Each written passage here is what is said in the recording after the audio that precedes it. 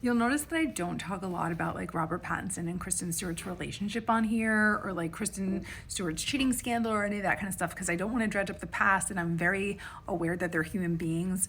But I have to tell you that the stuff that was going on around and on the set of New Moon and the relationship dynamics, I was obsessed with that at the time. And I do think a lot of them were dating each other before Robert and Kristen got together. When Kristen was filming Twilight, she had a boyfriend, Michael Angarano, and Rob made it very clear in interviews during the Twilight press junket that he was like in love with Kristen and wanted to marry her, but she was taken because Kristen was off the table. I do think that something went on between Nikki and Rob. There's lots of pictures like this. They were always kind of around each other. Here's the infamous picture of Rob trying to bite this baby's head. They were kind of dressing alike. She was always on the scene, and Kristen was always there too in the background. But what I don't think gets talked about enough is how close Kristen and Nikki were, and like potentially like, and people will say they were roommates type of way. And again, I hate to speculate, but it's looking back now, it's like I lived for this. I lived for this, and this is again while Kristen has a boyfriend.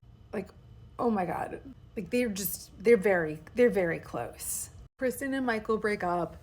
Kristen and Rob eventually start dating. The timeline is fuzzy because they really were never open about it, but I think it was probably like a little bit maybe on the set of New Moon, but definitely on the set of Eclipse they were together. We just stopped getting pictures like this of Kristen and Nikki. Like they are just not as close anymore when you see them at a award show. Like they're never standing next to each other. I don't know if there was a falling out.